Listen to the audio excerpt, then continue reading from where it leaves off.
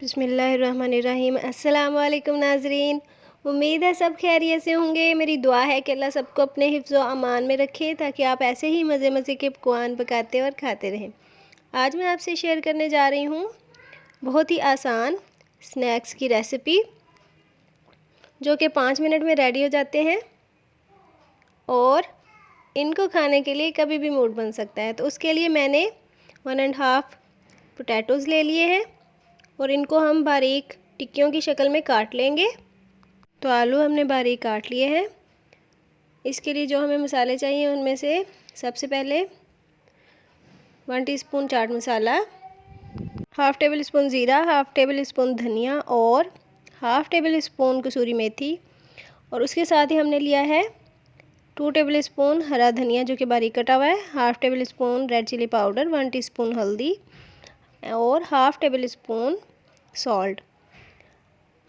अब अगला प्रोसेस शुरू करते हैं। उसके लिए मैंने ले लिया है बाउल और इसमें हम शामिल करेंगे बेसन। मैंने 3 बड़े चम्मच बेसन के लिए हैं, जो कि तकरीबन 5 टेबल स्पून बनता है। बेसन हमने ले लिया है और अब हम इसमें सारे मसाले शामिल कर देंगे।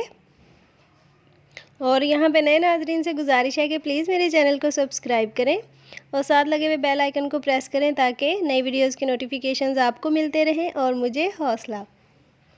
जी, तो बेसन में हमने सारे मसाले शामिल कर दिए हैं। इनको ऐसे ही अच्छी तरह मिक्स कर लेंगे और उसके बाद इसमें ज़रूरत के मुताबिक पानी शामिल कर देंगे। पानी ऐड करने के बाद इसको अच्छी तरह मिक्स करेंगे।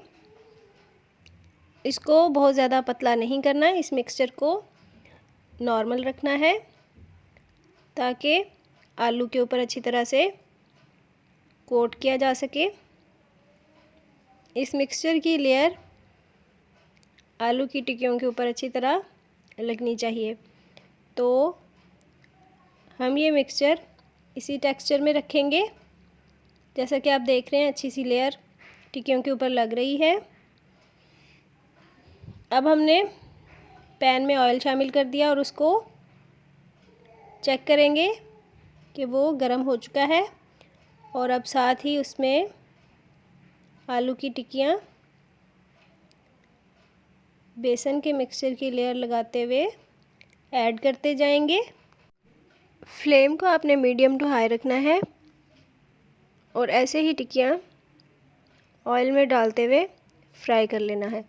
बहुत ही मज़ेदार, क्रिस्पी और खस्ता बनती हैं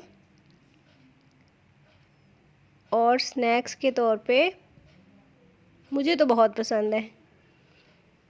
चंद सेकंड्स के लिए एक साइड से फ्राई करने के बाद हम इनकी साइड चेंज कर लेंगे।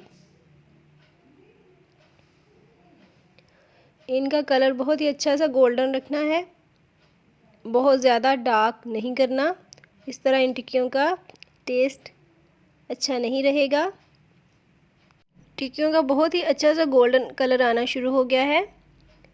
तो इनको चंद सेकंड्स के लिए मज़ीद फ्राई करने के बाद हम एक प्लेट में निकाल लेंगे।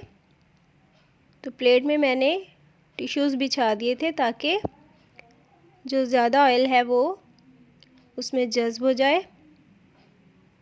तो बहुत ही खूबसूरत, क्रिस्पी और मज़ेदार सी टिक्कियाँ तैयार हैं।